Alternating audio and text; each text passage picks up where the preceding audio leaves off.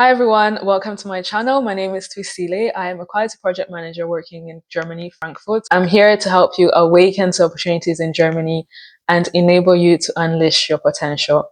And in this video, I would like to talk about the pros and cons and just general tips about being an au pair in Germany specifically. But before I go into that, if you're an OD, you know the drill. I have a few things I just want to mention. Disclaimer number one. I am giving you general information. Do your own research, watch more videos, just do your own self research. This is a starting point. It is not the alpha and the omega. It's not the A and Z. This is just A. So follow the alphabet to Z. Thirdly, I do provide one-on-one consultation. So if you need specific help, follow the link below. But without much further ado, let's go into this video. First of all, I'd like to start with the tips or characteristics that you need for au pairing. Please connect with the host family. Talk to them, speak with them, make sure that you actually are compatible, at least to a certain extent. If you notice issues, talk about them. Otherwise, really consider if it's worth it, because at the end of the day, you're going to stay with these people 24/7. And if there's unresolved issues or there's just incompatibility, warnings or red flags, I recommend you to look for a new family. I know it's hard, but it's better to find a new family than to just say, I'm gonna bear it through. So just be careful of that. It's so important that you connect with your host family. Number two, you need perseverance. Au pairing is not easy. Like, it's not. It's an easy way to get into the country, but it's not easy in itself. Again, you're going to be staying with total strangers. You're going to be in a new country. That's hard. That's hard. People will be speaking a language that you don't understand. It's not easy. It's really not easy. So you need perseverance, you need endurance, you need determination and motivation. You need to remember the reason why you're doing this. So just be careful of that. I've heard of all kinds of scary things, but that's not the norm. You can actually gel well with a family. I've heard of many people who've gelled quite well with their family. So just pay attention to that. You can experience extreme situations, but those are not the norm. So just talk and talk and talk and talk and talk with the host family and ensure you have a safe base that you can go to if ever needed. Of course, there's also the security number that you can call if needed as well. And then the last point is that A1 German is the start. It'll be difficult to connect with families that only speak German. That will be a challenge, especially with the kids. They may not understand you, they may not respect you. Just be careful of that. But at the end of the day, if you're a person who perseveres, endures, there are possibilities for you after the au pair program. So do not give up. It's really an easy and a good way to come into Germany, but the process itself can be quite challenging. So I hope this information was helpful. And if it was, please comment down below and I'll see you in the next one. Bye. Number three, speak German. I know that it's not easy, but look for opportunities to speak German. Maybe it will probably be that you'll find yourself a host family that wants you to speak English. They may be speaking German between themselves. Try to speak German with them or try to speak German outside or go to schools, look for free opportunities to speak German. It's so important that you speak German, that you learn German, that you're going to a German school. You need the language. It's key. Your A1 certificate is most cases not enough. Of course, there are exceptions, but you need the language. I cannot stress enough. German is so important. Of course, there's English opportunities as people speak English, but you just need the language. So be careful of that and pay attention to that. You need to be determined to learn and speak this language. And lastly, you need to communicate. You really need to communicate. If you see that you're a person who struggles with communication, you need to work on that. Because at the end of the day, that's the only way your host family, that's the only way you will be able to express yourself.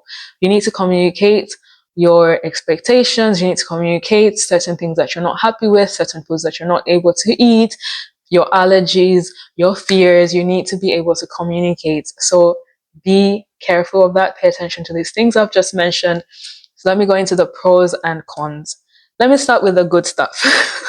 It's always good to start with the good stuff first. No, it makes you feel better. So let me start with a good start. So what are the advantages of being an au pair?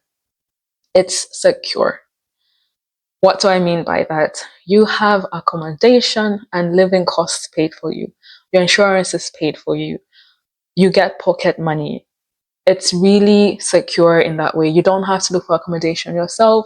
You don't have to do a lot of things yourself. Your host family will be there to support you. In some cases, the host family even pays for more things than they are required to pay. So it's quite secure. You get to experience a new culture. You get to experience a new language. You get to travel. You get to be connected internationally. You get to make international friends. There's just so many advantages to being an au pair, and those are just a few that I can mention from the top of my head. The cons or the disadvantages: moving to a new country can be scary, wherever it may be. If you're even just moving within Africa, culture and societal norms are not always the same. You need to adapt. You need time for that. So be prepared for that, and do not be overly shocked. You're really going to a new country. And then at the end of the day, your host family are strangers. You're actually going to move into a stranger's home and learn to live with these people. So you need to be aware of that the chances are that it will take long for you guys to click, for you guys to gel, to find a good way of working together. It's normal. There's always this learning phase that lasts between 1 to 3 months at most. But again, you're moving into a stranger's house. You're moving to a new country. That's a bit hard. It can be scary and it can be quite challenging. Another con is that the finances are limited.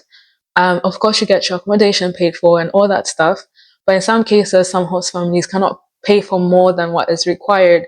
Language courses can be expensive. You do have your pocket money, so you need to use your money wisely. Please pay attention to that.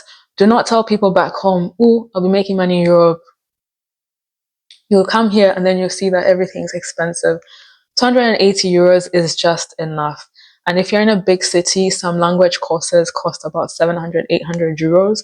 So do not be quick to talk and tell people, "I'm going to Europe, this, I'll send money." Okay, good luck. Good luck. The money is little, it's minimal, it's actually pocket money. It's not even a salary, it's pocket money. It's just enough for you to do certain things.